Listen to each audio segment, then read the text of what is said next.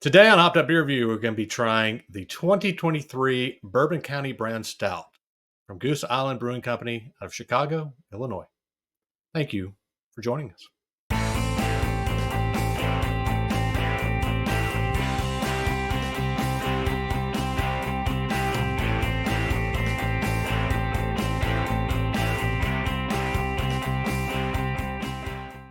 Hey, everybody. Welcome to Hopped Up Beer Review, the show where we give your unprofessional and somewhat biased opinion about the beer we are drinking and reviewing. We've got a fun one today. Super excited about today's video. I definitely appreciate you guys joining us. Go ahead and like, subscribe, cheers that notification bell. We would definitely appreciate that. I've got Andy in the attic. I've got Jay. Gentlemen, what are we drinking today? Mine got the 2023 Bourbon County Stout.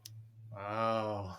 Famous from Goose Island. Look at this one. This one's working hard. It's sweating up here. Mm-hmm. Let's wipe it down here. Woo, look at that.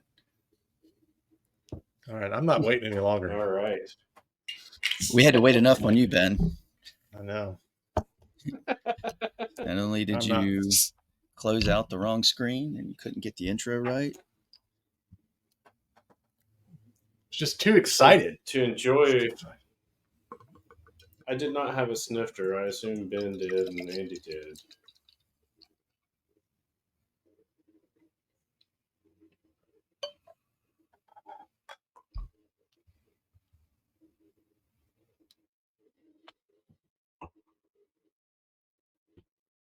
Ooh. Wow. That's a heavy hitter. Good, buddy. Cheers, mates. Cheers, mates.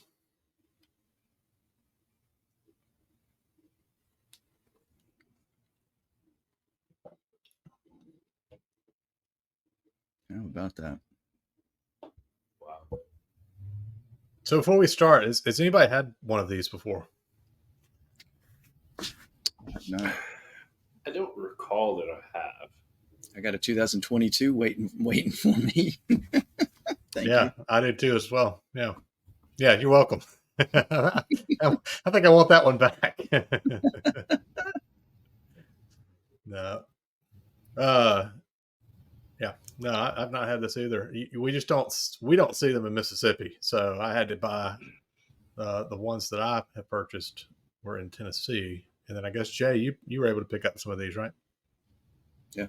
Yeah, there's some on the shelf at the bottle shop right now. So the big one like this one, their original, as noted in the label, it tends to probably sell out more so, but they do a couple of variations that we'll have reviews on as well at a later time. But they have, what is it? A backyard stout, and then this year they had a Banana Foster's stout. So yeah, and I've got a searching for the graphic here, came across just a cool pic that had all their different options. So I'm throwing that up here on the screen now, just because I thought it was a cool pic, worth taking a look at. So yeah, look at all that. It looks great, right? Well, shall I? Please do. Please indulge. This is an Imperial IPA, 14.6%. There is a 14.1% out there at 2 in production. This is the 14.6%. Lucky us. Get that 0.5% more. Yes? I'd like to correct you. Ben made a funny face too. This is not an IPA. This is. I keep writing IPA. Why do I keep writing IPA? It's a dark IPA, y'all. I swear. Yeah. It's an Imperial Stout. I even wrote Imperial IPA right after I wrote Stout. I'm a fool. All right. I'll cut that part out. Had an IPA. You might have had an Imperial IPA or two when you wrote it down. Well, this was after last night's review. I went downstairs exhausted and after having earlier beer, reviewed a couple beers, 10 o'clock at night, and I'm like, Imperial IPA. Stout.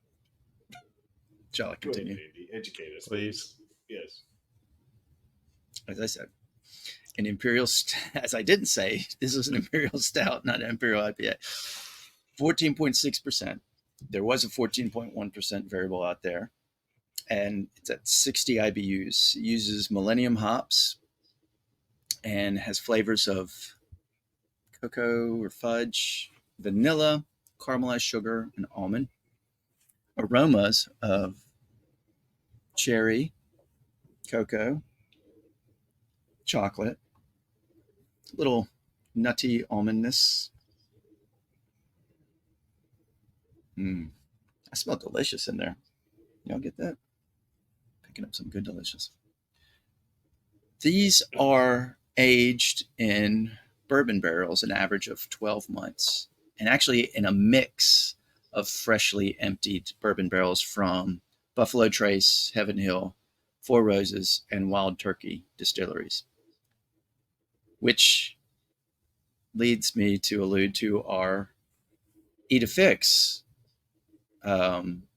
reviews, because this tastes a lot like Eat a Fix. But if you've got, 4 different barrels in the same beer, It all could be different. you could have different variations of the same, unless they take it from one to another unless it gets into all 4, which maybe when it says a mix. They took all of them and blended it back together at the end. Yeah, maybe that. Yeah.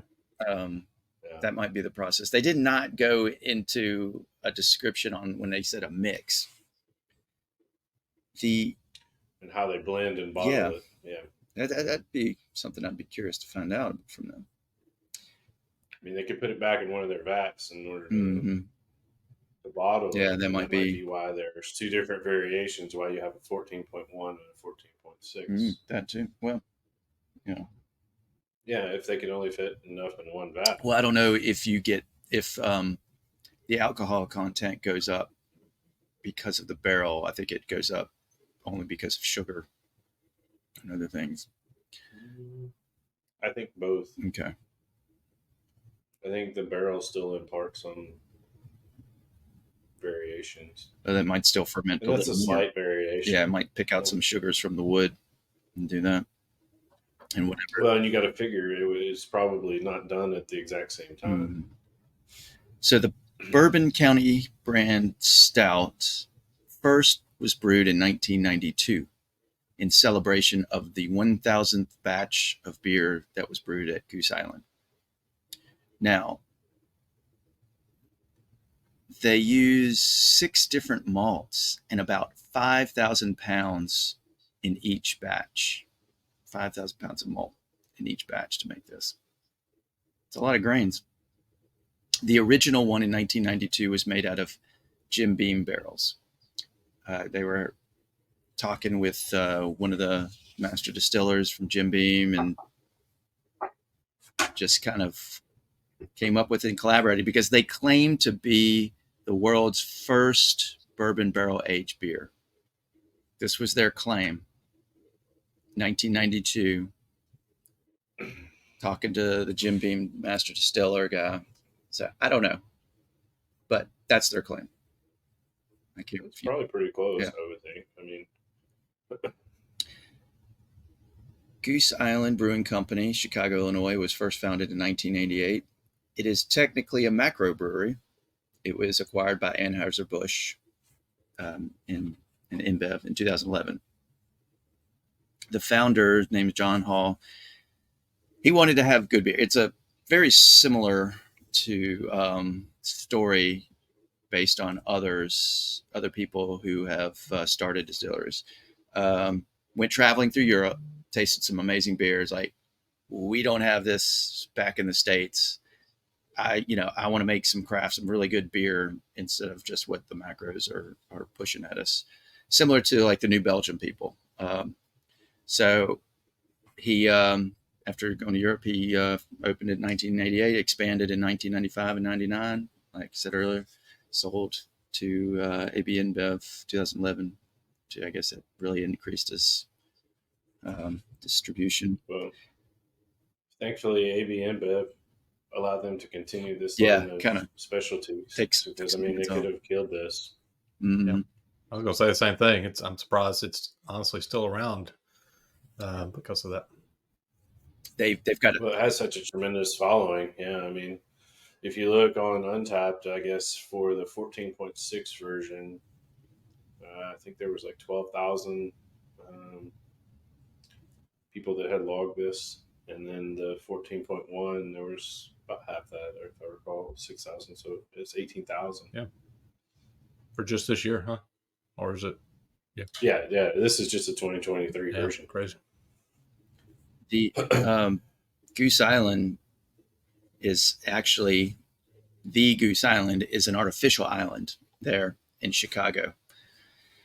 And it was formed by dredging a canal in the river to go around this land, part of land. So, which created it, it was part of the mainland. They dredged. So now you have a channel going around separating it. And it's on island because it was actually it was renamed that. It was named that because there was an original Goose Island, which was an actual island. It was a natural island that a lot of immigrants kind of squatted on, back in the 1800s, and lived there and worked in the city. But that island was eventually dredged away, but a new one was formed. It was about 1865 when they got rid of the original actual island of Goose Island. But now they made a new one. And interestingly enough, I don't think the brewery is actually on Goose Island. But as you said, the it's kind of bourbon, they have a separate warehouse and facility just for barrel aging. And they have one also, they do it in Sophie, their wild fermented sours, like farmhouse style ale. So they do that too. And this is our first Goose Island, right? This is our first Goose Island now. Yeah, we tried. It's another one we could use for a macro in the future. Yeah. I mean, one of their main ones, IPA. Honkers Ale, 312, is it? It's 312 a pale. 312 is a pale. Yeah. All right. We've established nobody's had this one before. Yes. Who would like to go first on this one? I can. Go for it. Andy's been talking.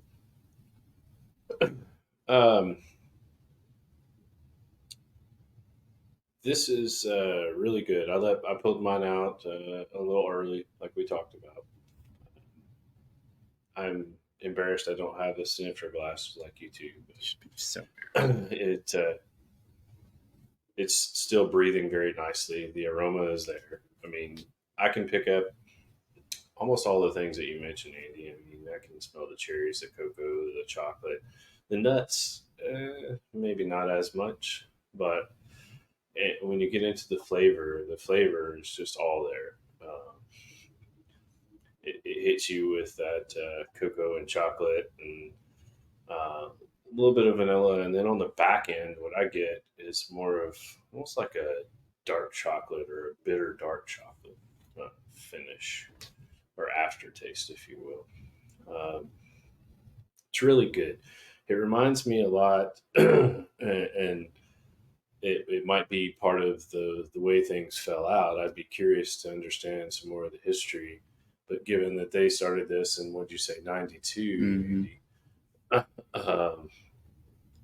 when we've had Prairie Artisan Ales, a lot of their high ABV stouts, they do a lot of bourbon barrel aging like this and specific flavors and things like that. It's very similar in nature to that. So I'd be curious if there's any connection there. Maybe just one of the brewers moved around or they collaborated at some point. I think that they're very similar in nature. But for me, yeah, it's a great beer. I'm going to have to give it an 8.5. Definitely a good one. And I'm thankful that there was no true coffee notes in there. That's always your concern when you see these, right? Yeah, well, I do know because I think we found out, what was it, last year. There is coffee stout version. Is that the one that you failed to get, Jay?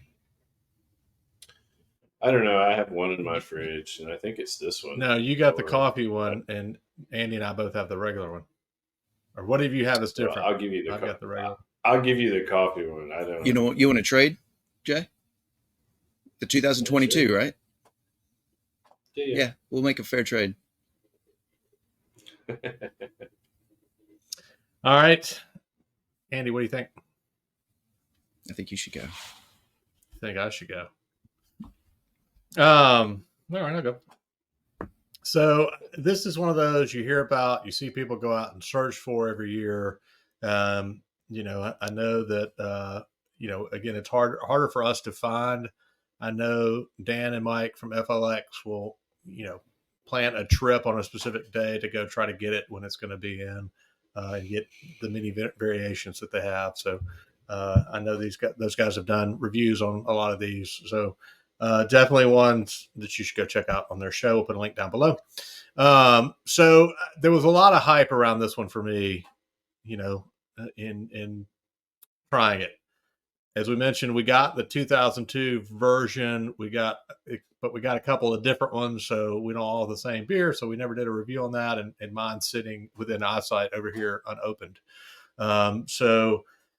You know, definitely has been something I've been wanting to try for a long time, just because of what it is and the number of people that seek it out and get it every year.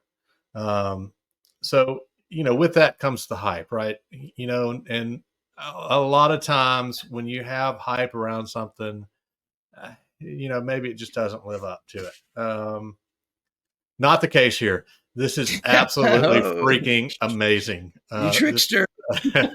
I absolutely love this beer.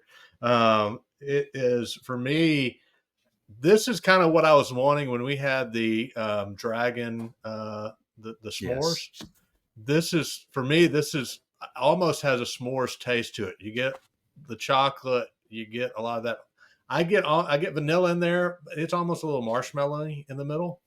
I don't know about and that. For me, the taste buds are weird. The after effect is a graham cracker. It's not the dark chocolate. I get a cracker on the back end as far as the taste. Cracker.